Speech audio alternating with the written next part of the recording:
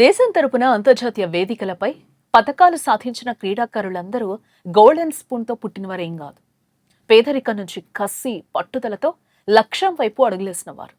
చిన్నప్పుడు కొండలపై నుంచి పొయ్యిలోకి కట్టెల మోపులు మోసిన ఆ చేతులే ఈరోజు దేశ కీర్తి ప్రతిష్టల బరువును భుజానికెత్తుకుని ప్రపంచ వేదికపై బంగారు పతకాలను గెలుచుకొస్తూ ఉన్నాయి. ప్రతి విజేత వెనుక ఒక కన్నీటి కథ ఉంటుంది. ఈరోజు మన కామన్వెల్త్ గేమ్స్ 2026లో మరోసారి గోల్డ్ మెడల్ సాధించి వరుసగా హ్యాట్రిక్ స్వర్ణాలతో దేశ పతాకాన్ని సగర్వంగా ఎగురవేసిన మణిపూర్ ఐరన్ లేడీ సాఖుం మీరాబాయి చాను జీవిత పోరాటం గురించి తెలుసుకునే ముందు వేద టీవీని తప్పకుండా సబ్స్క్రైబ్ చేసుకోండి.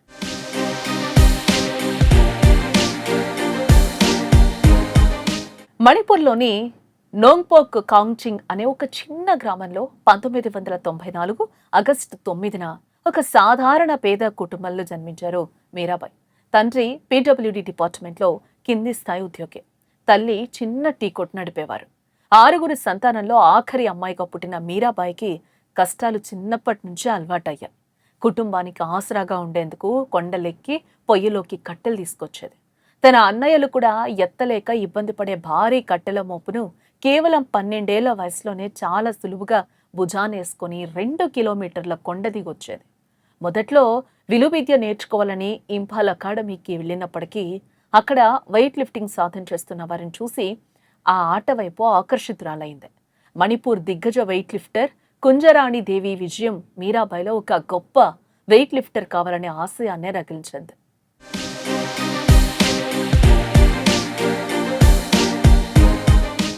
అయితే వెయిట్ లిఫ్టింగ్లో శిక్షణ పొందడం అంత సులువు కాలేదు. రోజు ప్రాక్టీస్ కోసం 20 నుండి 30 కిలోమీటర్లు ప్రయాణించాల్సి వచ్చేది. కానీ బస్సు ఛార్జీలకు కూడా ఇంట్లో పైసలు ఉండేవి కావు.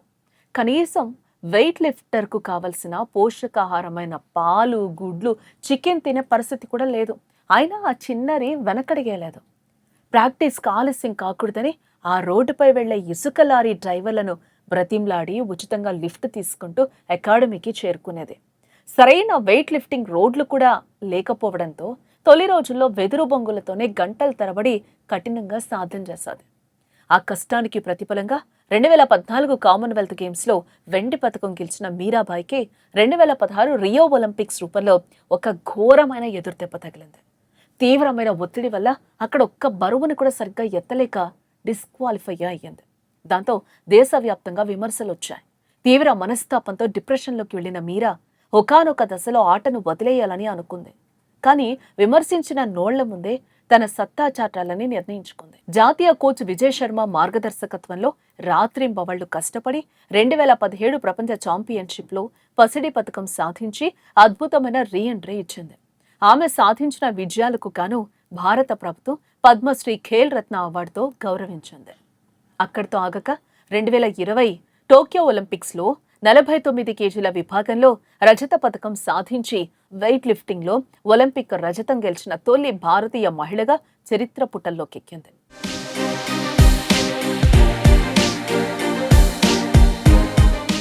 ఎంత ఎదిగినా ఒదిగి ఉండాలనే నైజం మీరాబాయిదే. ఒలింపిక్స్ పతకం గెలిచిన వెంటనే తన గతాన్ని మరవకుండా చిన్నతనంలోనే తనకు ఉచితంగా లిఫ్ట్ ఇచ్చి ప్రోత్సహించిన ఇసుక లారీ డ్రైవర్లందరినీ వెతికి మరీ ఇంటికి పిలిపించింది.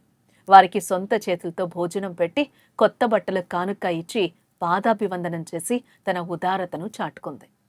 తీవ్రమైన నడుం నొప్పి, తొడకండరాల గాయాలు వేధించినా లొంగిపోని ఆ ఐరన్ లేడీ 2018 మరియు 2022 కామన్వెల్త్ గేమ్స్లో స్వర్ణాలు సాధించి తాజాగా 2026 గ్లాస్గో కామన్వెల్త్ గేమ్స్లో 48 కేజీల విభాగంలో మొత్తంగా 190 కేజీల బరువెత్తి సరికొత్త రికార్డుతో వరుసగా 3వ బంగారు పతకం తన ఖాతాలో వేసుకుంది.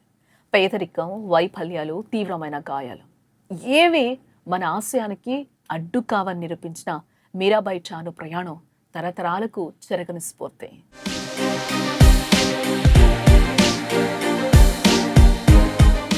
ఇలాంటి ఇంట్రెస్టింగ్ వీడియోస్ కోసం తప్పకుండా వేద టీవీని సబ్స్క్రైబ్ చేయండి.